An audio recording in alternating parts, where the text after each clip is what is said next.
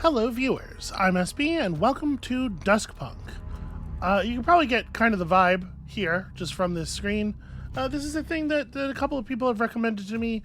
The sort of key mechanical touchstone that they've all referenced is Citizen Sleeper, and you know what? I'm in. That's good enough. It's sort of like a Victorian steampunk Citizen Sleeper style game. Sounds like a thing that's very interesting to me. So, without any further ado, let's get in here and find out about this thing together. Who were you, soldier? Well, the war to end the world. So these are our stats here in this system: skirmish, sneak, endure, engineer, sway, and intuit. And it seems like all you get from the different answers to this question is a different spread of starting stats. So, a criminal, you loved evading the law until it caught up with you. This war has been worse than 1,000 street battles. I am definitely inclined toward, engineering type characters and stuff. So, the character who was an engineer, certainly interesting. The Empire saw your fast hands and faster brain and sent you to the front to maintain killing machines. A writer, a sensitive soul, you know how to talk to people, how to make an argument, and how to sense the unseen. Or the veteran. I kind of like having a couple points. I'd like to have Intuit above 1, maybe, and I'd love Intuit and Engineer, and it looks like there's no character who's good at both of those things. So why don't we take the Engineer? We got a good sort of general baseline competence type spread with a particular focus, obviously. And then we'll kind of lean in this direction a little bit. Let's go this way here, and we'll pick up a random surname. Oh, Grieve is nice.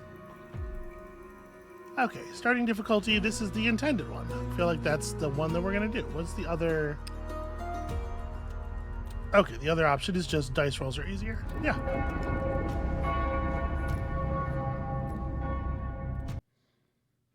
I feel like we can probably play the game the way it was intended to be played. I've played a video game or two in my time. Tyrants appear all-powerful. This illusion is broken only at the moment of their downfall. I cannot know when dusk will set on this rotten empire. I only know that no matter how long the day, dusk will always come. Laris Markov, The Nature of the State. Words that may be comforting to some degree for some of us out there. The war chewed you up. The city tried to swallow you whole. But there's life in you yet. You shake yourself awake.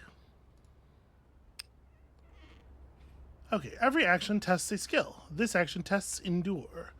Every action has 3 possible outcomes: a success, a failure, and then a mixed, where you partially succeed or at least avoid total failure. Crawl to safety by clicking the Act button. I would love to do that. Okay, so we're pretty likely to succeed here. So success on a 6+. It doesn't actually say what we're rolling. I know ever since Disco, the 2d6 has become the standard. Indeed. You drag yourself up the bare shoreline. What a weird way to represent 3 on a die. Digging claw marks in the mud, you drag yourself forward. Do we remember how we got here? I bet I remember all too well. I think our character has a good memory, unlike me. I feel like that would be very helpful in engineering, right? Not necessarily eidetic, but something in that direction at least. You remember everything. The front, the trenches, a maze of mud and bodies, both living and dead. Machine guns plucking lives like flowers. Chains of bullets tearing through friends, comrades, and lovers. And unfortunately, we remember each death with perfect clarity. each moment of horror as a door closes on a squandered life. But what happened to you? How did we escape the war? You recall flashes, falling. You were underground, buried? In a vat of electric blue light, churning with flesh. Shake myself awake. How long have I been lying here? Everything hurts. Your ankle throbs. Your muscles are straining. Okay, well, let's not try to stand up right away. Look around. You spot a piece of driftwood, gnarled and knotted. Let's reach for that in case we need to use it as a makeshift crutch or anything. A twisted crutch for a broken woman. And into the city we go. As the sun rises, you hobble away from the river. You realize that these streets, unfamiliar in the dark, are known to you, but you've not lived here in years. You're in Dredgeport. And what do we have in our pockets? Slim pickings. 3 coins, I guess? How will you live? You consider a new aim. To survive. This is a groat. Currency of the humblest sort. Groat is a pretty good name for the currency. Okay. To survive, and assuming you do, what is your next step? Well, I mean, obviously, you want the war to stop, right? But you want the war to stop in a certain state, probably. It's not just like, hey, whatever brings it to an end, lurching in whatever direction. So I'm thinking 3 is a little bit more sensible than 1. But maybe that's not even, maybe we just want to get away from it all. I guess this is where you have to, decide. Is your character... I might nudge the audio down just a little bit here. Let's just give that a little... Okay. Yeah, this is where you have to decide, is this character somebody who got sucked into the war unwillingly, or maybe even willingly, but who now is just I can't handle it, I can't be associated with it, I have to get away? Or, were we drawn into being a soldier based on some kind of principle that we still hold to some version of, even though obviously we stopped being capable of fighting the war directly? I would like to, I think, lean toward the latter. So join the revolutionaries, topple the regime, there was a thing going on and that thing needs to happen. The fact that my, apparently, leg is no longer cooperating does not mean that the struggle can stop. You've heard rumors of revolutionaries working secretly throughout the city. You plan to join and take down the regime. The system must be broken. You consider a new aim: to find revolutionaries. I guess that would have to be the first step, wouldn't it? You've returned to Dredgeport. Gods help you. And what we discovered accidentally there as Dredgeport scrolled up the screen is that words that are in that color are mouse-overable. This is the capital of the Cerumean Empire. Alright, so we've got a maneuverable map here. Let's explore the city. Okay, quite a large map, it would seem. As you explore more of Dredgeport, you will discover goals you might wish to pursue. These are called aims. Click here to see a list of your unfinished aims. You can track one at a time. Tracking an aim highlights any locations which might help you complete the current stage.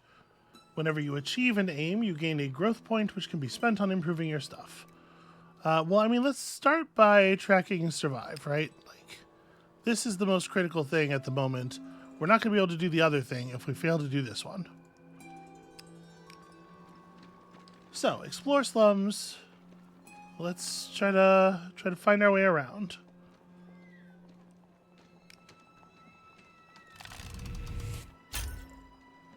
Okay, things are going pretty all right. You find a maze of alleyways, a honeycomb of bustle. We've discovered a location. The slums. Beware. Some actions have negative consequences for failure. Risky actions, you'll get a negative on failure. Dangerous actions, you'll suffer a negative outcome on a mixed or a failure. So yeah, you can definitely see what all those people relating this to Citizen Sleeper were talking about. If a roll is too difficult, you can spend time preparing. This costs time but makes the action easier next time you attempt it. Oh, interesting. So we will prepare this action. Next time you perform it, the difficulty will be reduced by 2. Thanks to your preparations, it's going to be easier to con do-gooders now. Each day, middle-class do-gooders flood the district with religious pamphlets encouraging people to mend their ways. They are susceptible to sob stories. I mean, listen, people don't want to be living this way, but if you gotta eat. Or we can beg on street corners. You're desperate. Surely the lady will move somebody's heart to pay for bread. So at this point, we had success on a 7 and mixed outcome on a 4 on both of these. But conning do-gooders has potentially negative consequences on a 4 through 7. I'm gonna go for the begging. I'm not very good at conning people. Okay, a few passersby toss you the odd coin. A few even make eye contact. So we got some groat and beggar's attention. A beggar's attention clock that is filling here. As you stake out your begging spot, you see the flash of eyes in dark alleys. They're not hostile, but they are watching. Well, yeah, I mean, there's a limited amount of people willing to hand out money going on around here, so I am getting in somebody's way by doing this.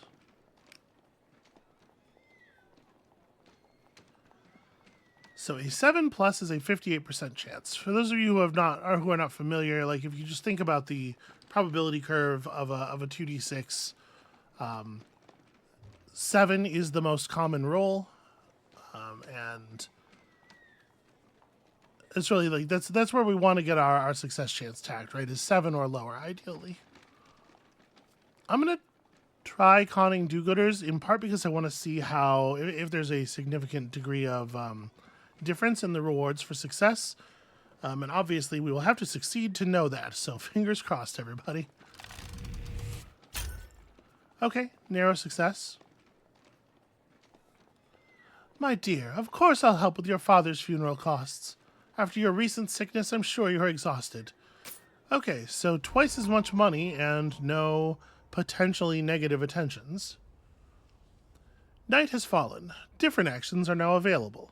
You can preview which actions are available during the day or night with these tabs. Okay. So out to the main map. You stumble from an alleyway and bump into a young beggar. Excuse me, mate. Some children are born with deep voices, okay? There's a tinkle at your feet as they round the corner. Yeah, well, if you physically bumped into me, I would expect that I've just been pickpocketed. You hastily check yourself and realize your purse is open. Yeah. We could chase him down. Or we could just go to the poor quarter and try to find a place to eat. I do not necessarily see that confrontation going very well for me. Not that I think I'm going to get beat up by a little kid, although I don't think it's impossible.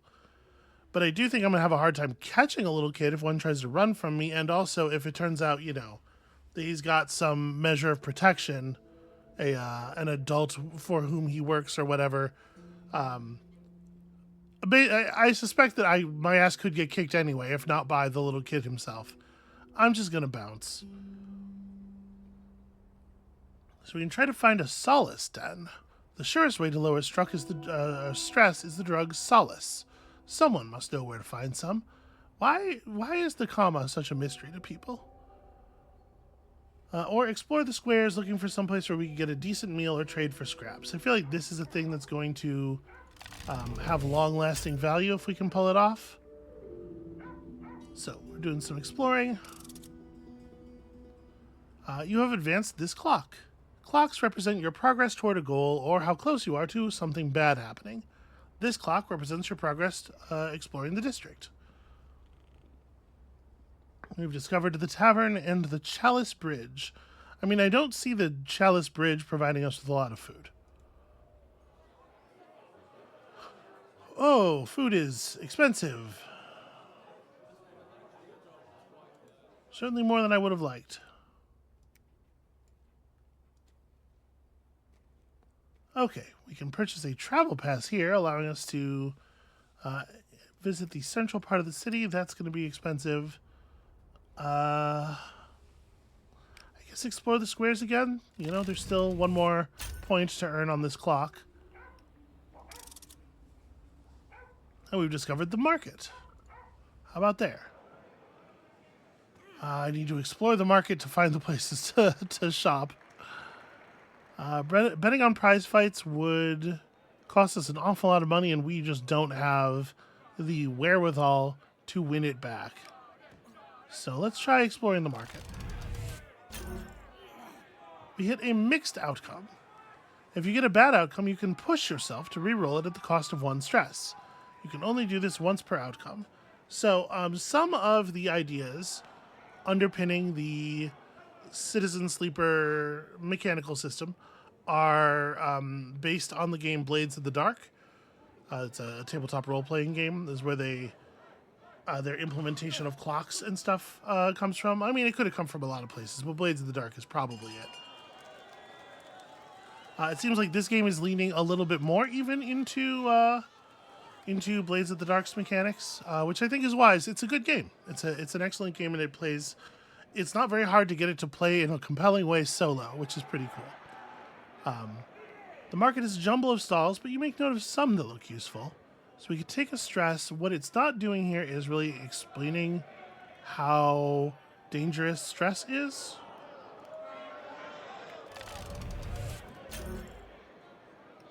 Okay, we got the same outcome anyway.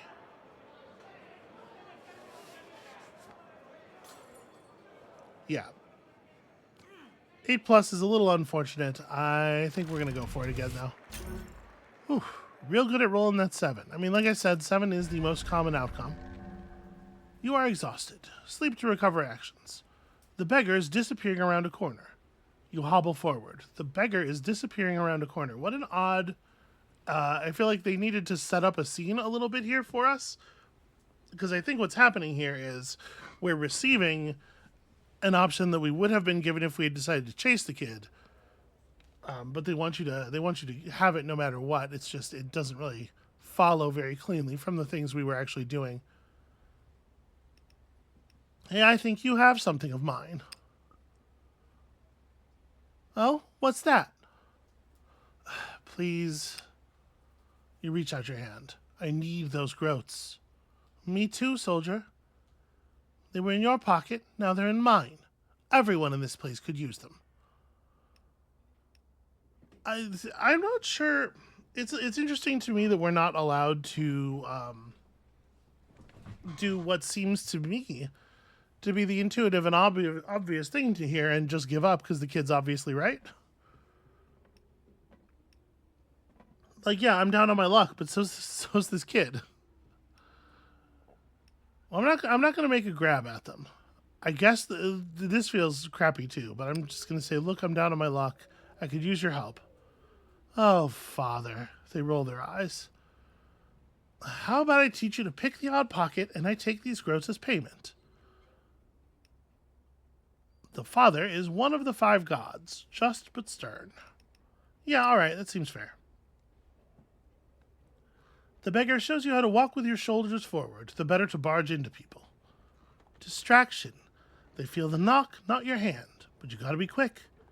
After a few more tries, you think you've mastered the basics. Ah, look at you, unnatural. Well, I must be off, soldier. Later. You head into the night and find that the kid has stolen the rest of your money. Alright. Okay. We're good, thanks. So, I still gotta buy some food.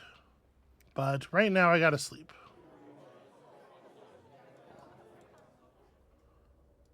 We've discovered an alleyway. I don't love the 9 plus. Yeesh. Achieve sound sleep on a 12. Well, nightmares it is. You barely get a wink of sleep. When you close your eyes, you see the faces of your dead comrades. Not, I suppose, terribly surprising. We've gained 2 stress. As you rub the sleep from your eyes, your stomach rumbles. If you lose energy and have none left, you will take health damage, so it's important to eat food, stay healthy. You sleep terribly, haunted by phantoms. You toss fitfully, your dreams restless. The trenches. Shots ring out. A pistol? 3 bodies fall around you. And a voice. Toss her in with the others. She's as good as dead. And I don't contradict them because I don't want them to decide that it needs to be flipped over. You lie still, your breathing ragged. Perhaps if you don't move, he won't hurt you again. You are passed through 100 hands to a black steel funeral barge. Suddenly you start awake. The smell hits you like a mouthful of dirt. The air is rotting. Yeah, claw forward with my arms, I guess. You claw forwards desperately. Cold skin against your cheek, rough fabric, buckles, and cheap metals. I do not think screaming is a good idea. I think I should keep my mouth resolutely shut. Is that a chink of light? It's a weird way to put that. Somewhere above you? Above, below, around you are corpses, packed tight like processed meat. Again, screaming, not a good idea. Kick with my legs. You kick behind you and your ankle bursts with pain. Oh, right. You force yourself forward, digging toward the surface. You burst out into the moonlight. Okay, just take a second to breathe. You gasp, taking deep lungfuls of air. You're on the deck of a lich barge. Hulks that haul the war dead back to the capital. So you did end up on one, just as you feared, but alive. The plasm yards loom ahead. A chute stretches up ahead of you. The ground shifts under you, tilting. Bodies slip down. Okay, to be rendered into plasm, and this is where that thing is done.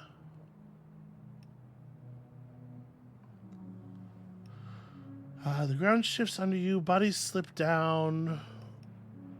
Run up the chute, away from the plasm tower. Look around for a mechanism, maybe. You glance around for some mechanism to tamper with. Mounted on the ship's hull is a cluster of gears and wiring. Bodies continue to slip past you.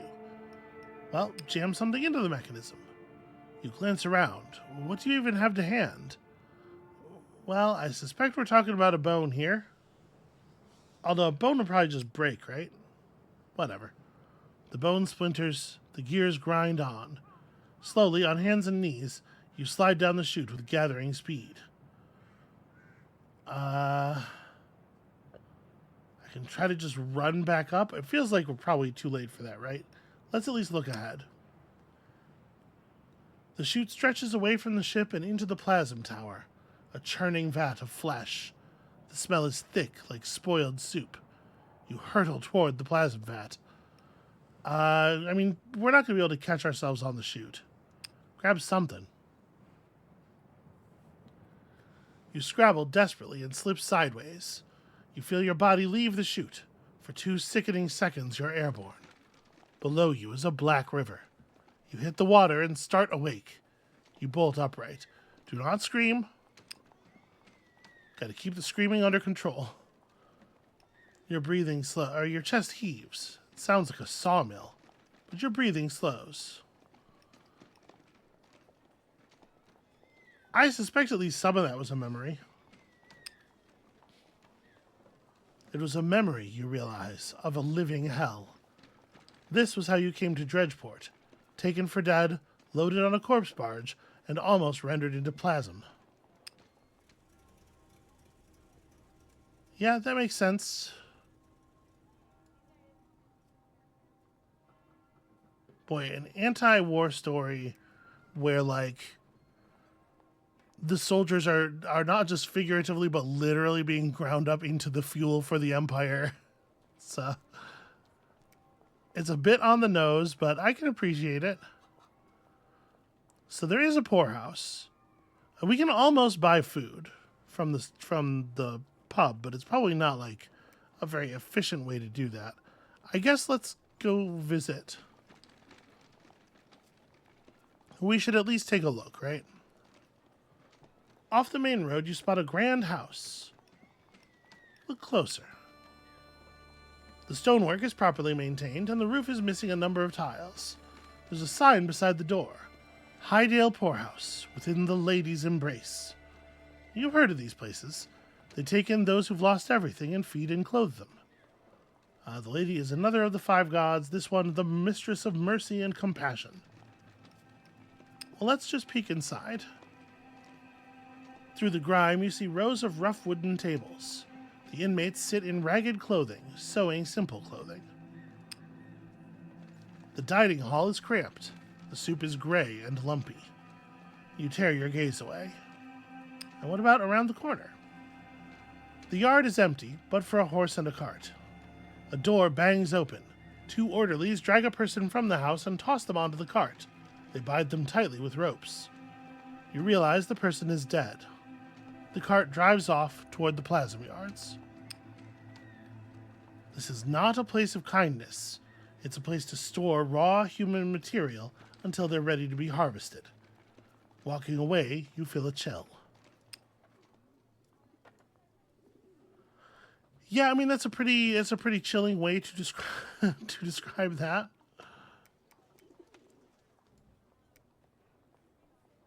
All right, I'm going to have to insert a short break here. I will be right back. Sorry about this.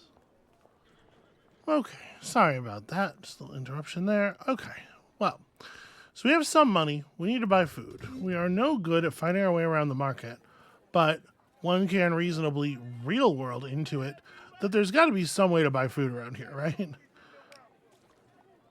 So let's go ahead and take a prepare. It's going to take my whole day to finish exploring the market, but you're so hungry it will soon affect your health. Find a tavern and buy some food. I'm trying, y'all. Well, I mean, it said find a tavern and buy some food. Is it really not possible to just buy food at, like, the market? Wow, I still got a mixed outcome. That's less than optimal. The market looks like a jumble of stalls, but you make note of some that look useful. We're just going to go ahead and accept the clock ticked. So, places to sell things, places to buy tools, places to buy spirits, places to eavesdrop. Chattering locals wend from stall to stall, gossiping as they go. In this hushed dance, they might let something slip. Okay, well, it's about to be nighttime, and we are not ready to buy food yet. So I'm going to beg on street corner here. Make a little bit of cash, get a little bit of attention, and then we can stop in at the tavern with just enough money to order some food. Passable, nourishing, 5 energy. Also 1 point of Tapster's trust. We've been seen buying food. The staff knows us a little bit. 5 is pretty rough though. So ordering food doesn't actually cost us time, which means we have a little bit of time left to go back to the slums and beg again, which we're going to have to do if we want to maintain our ability to make food here, or to get food, which is a shame because we're already just about to fill that up. All right. In Dredgeport, a gentle bump in a dark alley is known as a rogue making a withdrawal. I'm going to try to put what we learned from that kid to use here. If we prepare, we can get success on a 7+, which is pretty good. Unfortunately, much more chance than I would like of having something bad happening, but we are desperate. And the game's done a good job of making us legitimately, mechanically desperate, and not just telling us that we feel desperate. A 6. Marks are too sharp tonight. Every eye is a searchlight. I'm pushing myself. No! Well, at least we didn't fail. Jeez.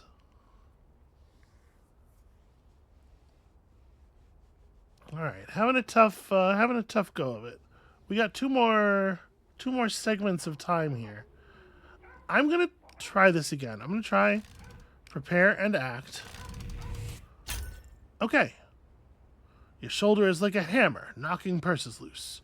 Your hand is a crow, pecking them free. All right, so you got enough money to buy food again.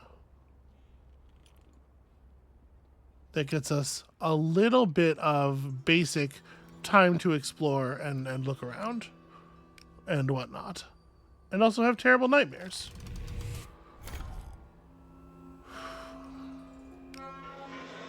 Things are not good for us right now. As you rub the sleep from your eyes, your stomach rumbles.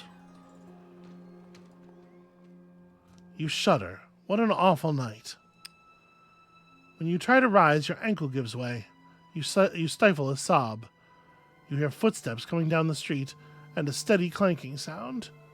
Well, I mean, whatever bad thing's about to happen to me, let's try to be on our feet when it happens. Shaking, you haul yourself to standing. A robed figure stops and looks at you. He wears the robes of a watcher, a priest of the lady. He sighs. Soldier, your balance whirls. You fall to the cobbles. He bends down. Poor helpless gobshite. Let's get you warmed up. Okay, holy men or religious healers. I have chosen to lose consciousness at this moment. Okay, wake. Force yourself awake. Pretty good odds, but you know, maybe I just take a second. Just take it easy here. This is something where I really, obviously, mixed outcome is pretty unlikely. I guess we'll just,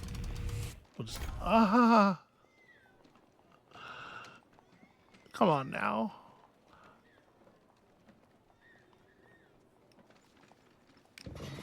I'm just gonna take that. You feel sheets, a rough blanket. Yeah. Which half of the glass am I focusing on at this moment?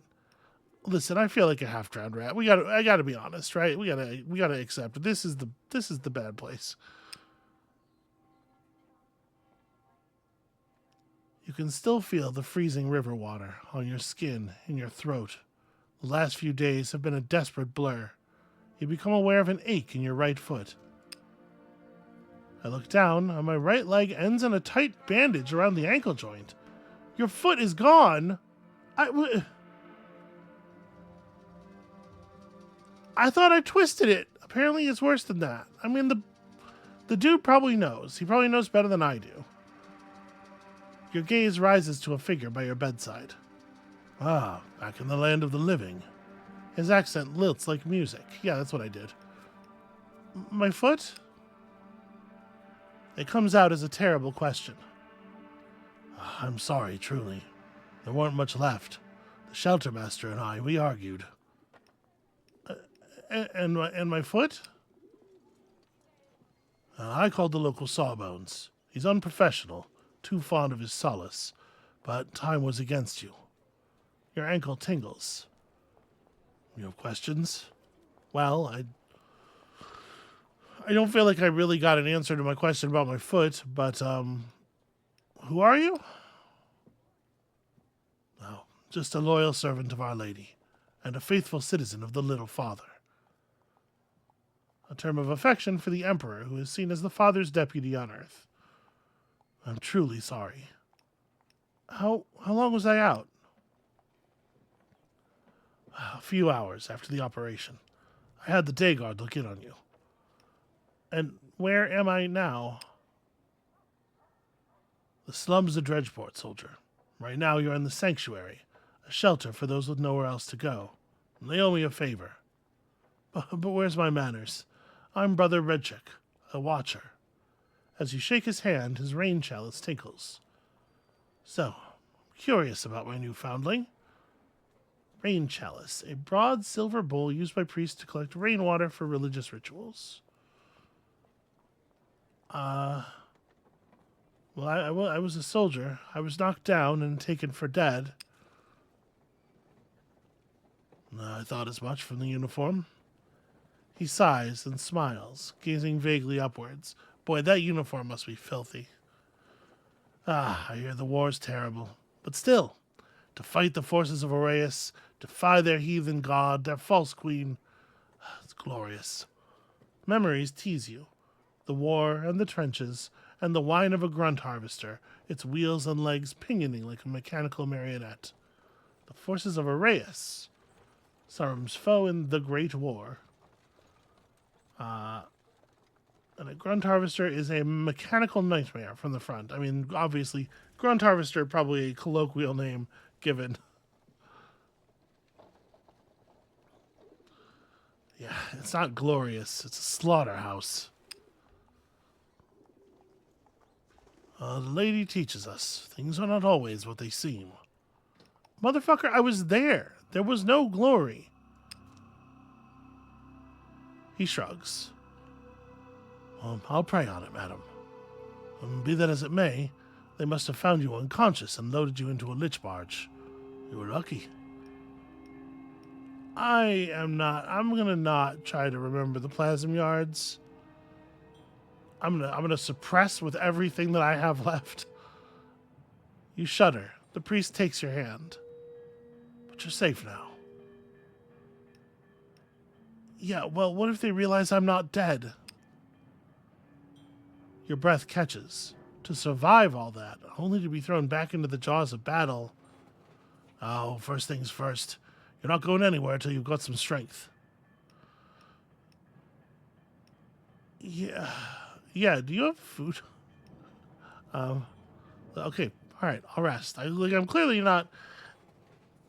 I like to think, our character is pragmatic, probably, and, the grimness of our situation has to be obvious to us, right? Have faith, foundling. It's the best medicine there is. Oh, I don't love that. I don't love being in the care of someone who thinks that. What about medicine? Is medicine not the best medicine there is? All right. Regain your strength. For the love of... Can I please just... Okay, there we go. A 7. Red check bandages your wounds and bathes your skin. 2 health. And we're getting stronger. Hooray.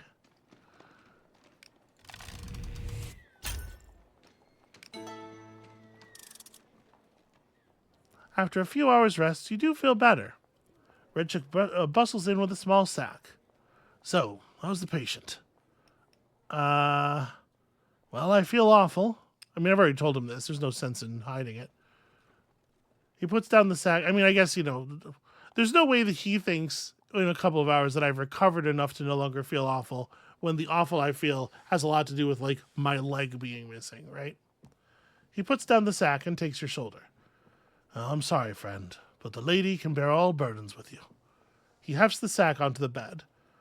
Scraps and leftovers from my flock. You feel up to helping me cook. These hands ain't what they used to be. Yeah, no, that's that feels. I think that feels good, probably to be able to put your hands to work, and then also obviously to food. To food is good. Make soup. We only need a 7+ to make the soup, and on this one, a mixed outcome is still something. Once the markets have closed, the brothers' flock are happy to provide you ingredients. All right, let's go for it. Redchick washes and preps. You slice. You soon have a hearty stew bubbling. Oh, that's lovely. Okay. New actions here in the night. Somebody is coming. Okay, well, what's available at the sanctuary at night? No, nothing. That's what I was just looking at. One thing that I do think is sort of... I guess I was already moving around on crutches. The areas that were shown here must be quite close together, because it's kind of wild how much we get around you know? Able to do all these different things in all these different places.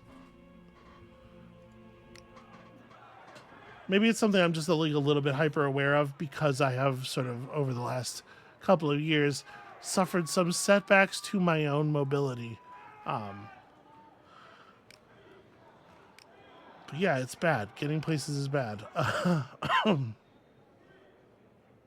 I'm surely not entering a prize fight.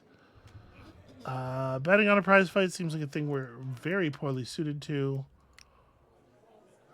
At the tavern, we just go down to the tavern and try to talk to people. The drunks get out of hand, but a kind word can de-escalate things. You just hang out at the tavern and watch for people to get drunk and then hurl yourself into the situation? That seems like a uniquely terrible idea. This doesn't really make sense as a thing to just hang out and do. But this we could give a try. If we spend a second preparing, as I often have to do if I'm going to try to interact with humans, just sort of like work out what are the things that are likely to be said, kind of give myself a little bit of a script to work from. Hey, an 11. You join in a huddle of locals and soon have them charmed. Now, don't say I told you, this one begins, and we get some rumors. Can be sold at drug dens or converted into a tip-off at the Arclight. A jumble of words jealously guarded. It glitters all the more for being in darkness. Okay, the idea of like rumors as a collectible, fungible resource definitely feels a little like Fall in London as well, right? What else is there at night? I mean, picking pockets is not the sort of thing I'd prefer to be doing. What's going on over here at the Crucible? We can also just like wander around the city some more and explore. Workshops and forges. I still got my hands. Engineering expertise might be a way we can make some money. Let's take a swing at this. There's no penalty on a mixed outcome here. So we got a couple locations. Workshop and Witch's Crossing, the bridge.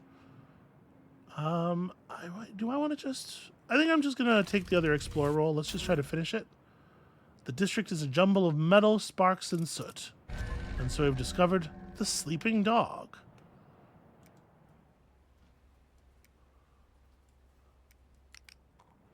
So we're not actually able to do anything but to just look around at the actions we gained. The scrap heap here is impressive. You admire it, the way a beaver would admire a mighty dam. And look at that, we actually have something that we're kind of good at.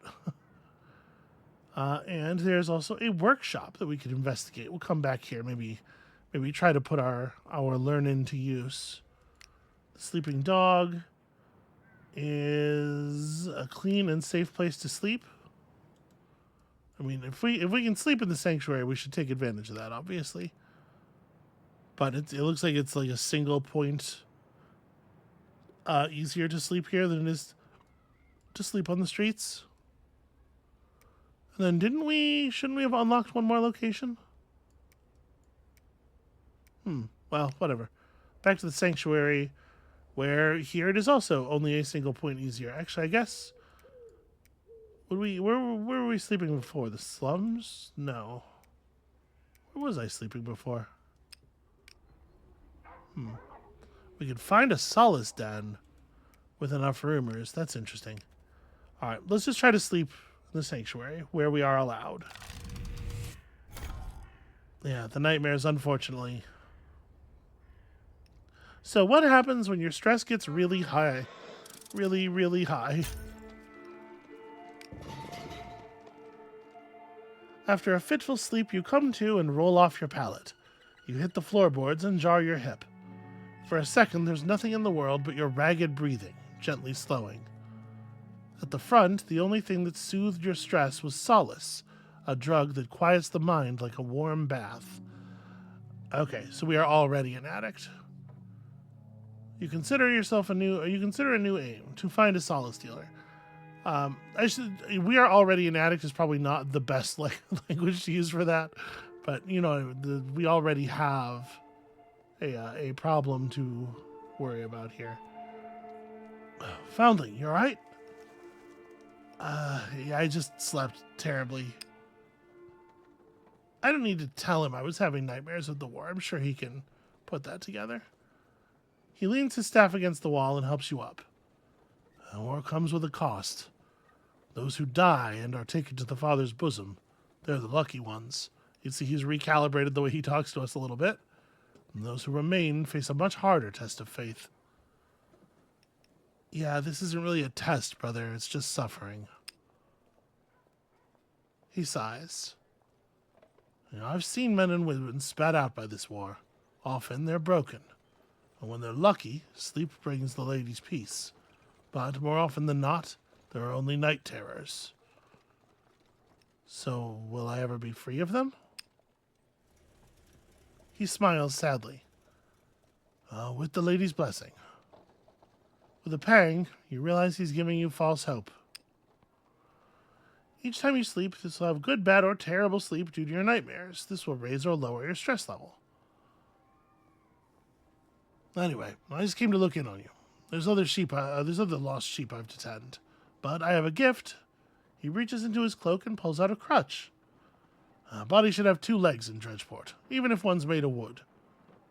Well, thank you. That's actually very kind. Now, about your situation. He sobers a little. Look, you're welcome to stay here as long as you can, but don't get your hopes up. Yeah, no, thank you. Absolutely. Anything you can do for me. What is the issue, though? I've had people come back from the war before. The recruiters have mountains of paperwork on their side. If you escaped, they're going to track you down. Ah, bloody hell. I only have the 1 leg. Come on, man.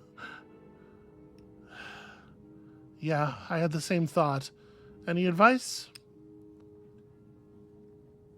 He scratches his temple thoughtfully. Honestly, it's a shame we can't just talk to the little father. He's a good man. Yeah, if he was a good man, then why would this even be...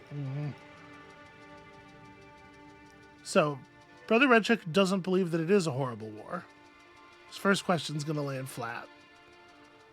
The second thing... Boy. I guess I'm gonna... He's probably gonna just say it's a necessity, but I'm gonna ask him because I'm curious. Is this like general? Is this a thing everybody knows? Then why is he turning dead soldiers into plasm? What would the world come to if we left the Orions unchecked? This war is a terrible trial, but we must listen to the Father's plan. You look into Redchick's smiling face and see unassailable faith. Now, you're rested and fed and out of my hands. Go about your business. Okay, any advice at all? You might explore the Crucible. That's the industrial district south of here. There's factories that might be hiring. May the Father protect you. He ducks into the street. Yeah, okay. A round plaza. This intersection forms a large circular plaza. A round platform rises in the center, surrounded by strange metal stands. Let's check out the stands. The metal stands are positioned around the plaza, each made of wrought iron. It has 3 openings. You hear a commotion. A trio of soldiers approach from the other side of the square, dragging 2 women with them. We've done naught wrong. One of the soldiers, an officer, steps onto the platform. Citizens, you'll be glad to hear we've apprehended 2 Orion agents. It's not true. The soldiers wrestle her onto one of the metal stands. A pillory. They were caught stealing rations from the arsenal. They've been found guilty of sabotaging the war effort and espionage. They will remain here for 3 days. It is an act of treason to offer them food or water. He glares at the crowd. I will post guards here to ensure there are no more traitors in our midst. In the stockade, the women struggle feebly, then lie still.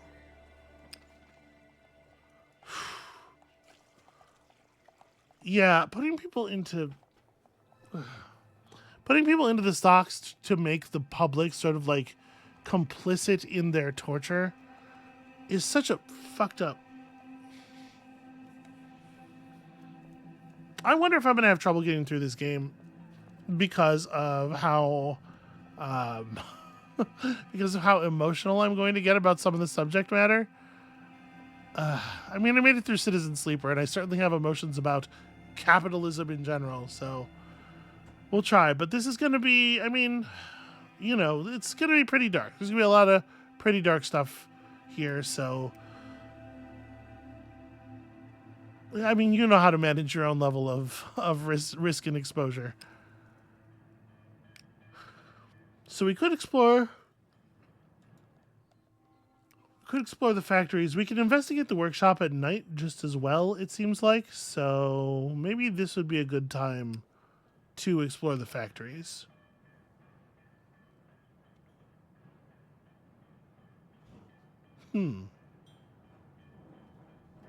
It's interesting that success is on a...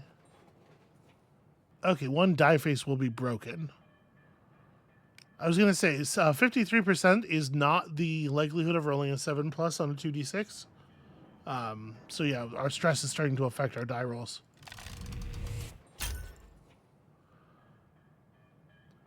This district is a mountain of clanking metal. Confusing at first, but it has its own logic. We've discovered the factory. Okay, and that was the only thing to do there. So it says one die face will be broken. We saw that there was a skull on one of the die faces there. For each stress, another of your die faces will be broken, giving it a value of 0. If stress reaches maximum, one skill will be broken. So it doesn't say, is there a way to look at my dice? Yes, okay. So it doesn't say which face. I assumed it was a 1 given the relatively small change in our likelihood of success. Okay, interesting. So there are abilities that can be gained related to each stat at levels 4 and 7. Okay. Well, we could certainly push toward getting one of those soon. Investigate the factory. Men and women traipse in and out when the whistle blows. They toil silently, except for exerted grunts. I mean, I'm curious what's going on around here. You watch the factory. Shifts end, workers come and go. After a while, one approaches and nods to you. Name's Henry. Couldn't help but noticing you looking over our little community.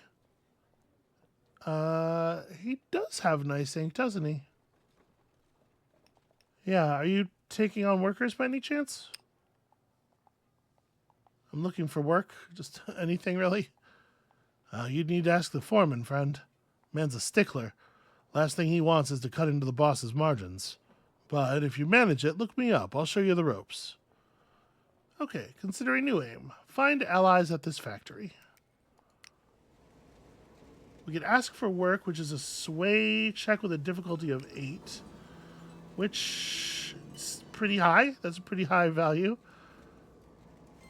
That said, mixed outcome is still positive. Perhaps a show of grit and endurance will do what words cannot. So one point harder of a check, but also endure is the only one of the two things we actually have value in. I mean, I'd love to make some money.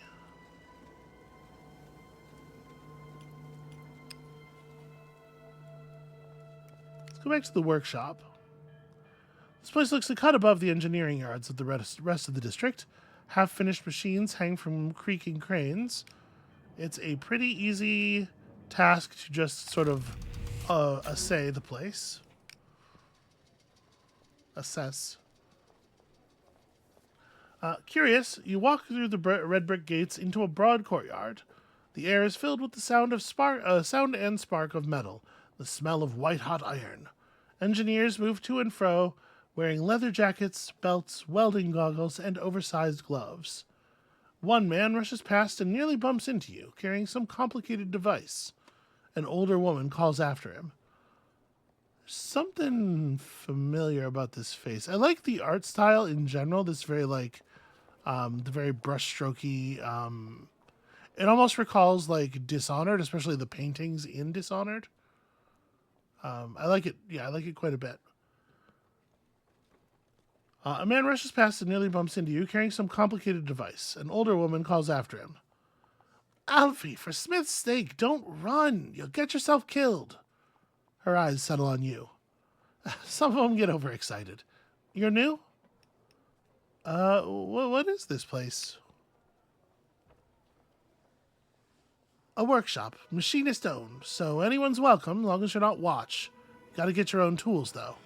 And someone's gotta show you the ropes so you don't end up like me. She raises one spindly arm. You see she's missing 4 fingers on one hand. The machinists are a fiercely independent Dredgeport guild specializing in new technology. Oh no! I bet this is the oddest response. Just sort of tumbles out before you know what you're doing. Ha! It's my own fault, love. Don't give it no thought. So, just get those tools and we'll make sure you don't make the same mistakes. Okay, well, if I don't have to spend money on food, I could buy tools. They served me well, says the merchant. Cool. An engineer without tools is like an old man with no teeth, unable to chew on a serious challenge. You head back to the workshop, tools in hand. You show your tools to the engineer you met here. She pops up her welding mask and glances over your tools. All right, they'll do. Now, let's show you how to use them. For the next hour, she goes through each tool and every large device in the shop. Drills, welding irons, even an anvil, hammer, and tongs. Sometimes you just need to bash something, she smirks. Most important are the safety procedures. Where to put your hands, how to guard against sparks, how to keep control of each piece. Well, we might make a machinist of you yet. Okay, it's a little strange that training process doesn't involve the engineering skill at all. You would think that there would be different text for, oh, it turns out you know how to do a bunch of this stuff already. So we need scrap to craft machine parts, and then machine parts and plasm to assemble a device. You know what I'm saying? A device? Because I don't know what I'm saying. This seems like a simultaneously like weirdly specific and weirdly vague thing to do. And I was kind of hoping there would just be like general work available, but I guess not. Let's try not to have my pockets totally empty. I guess I'm not going to like work a shift here.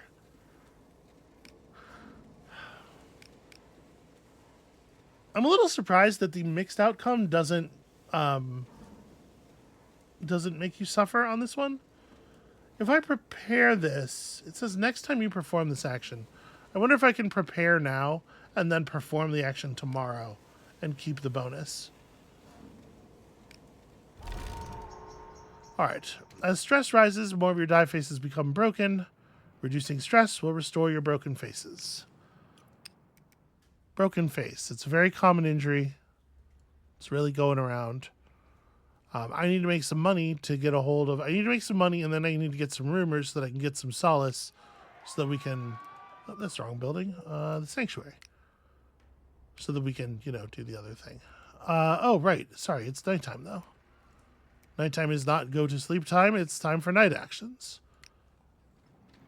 We could steal some tools. I suppose I could have thought of that. Didn't even occur to my character, so it's, I think, something to be thought of. We're allowed to do all of our machining work at night, which is interesting. Even if I prepare, we're still success on an 8+. It's scary. I'm going to try it, though. Ooh, like all the way failure. Maximum failure. You cut yourself on a jagged edge of metal. It takes you a while to bind the wound. I don't think I do want to stress about that. I'm going to try one more time. Okay. On success, you don't get enough to craft a machine part. Interesting.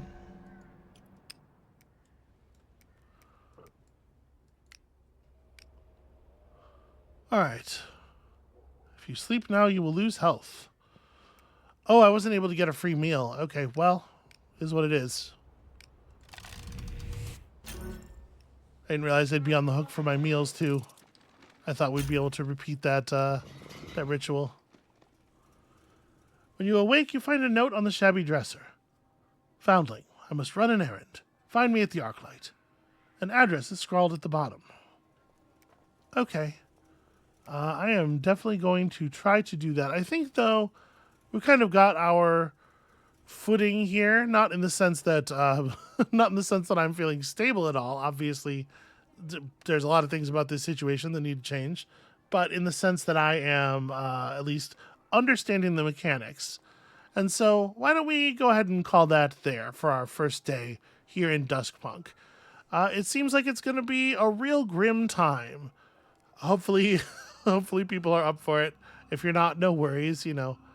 There's lots of other stuff going on the channel as well. But, in any case, that is going to be it for us for today. Thank you all so much for watching. When you come back next time, we are going to fill our belly. We are going to find some work that actually pays a reasonable amount and makes use of our skills. Crafting a machine has got to be, it's got to be worth something, right? I'd feel a lot better about that if I had any sense what it was we were working toward crafting. Come back next time to find out, I suppose. And we'll see you then.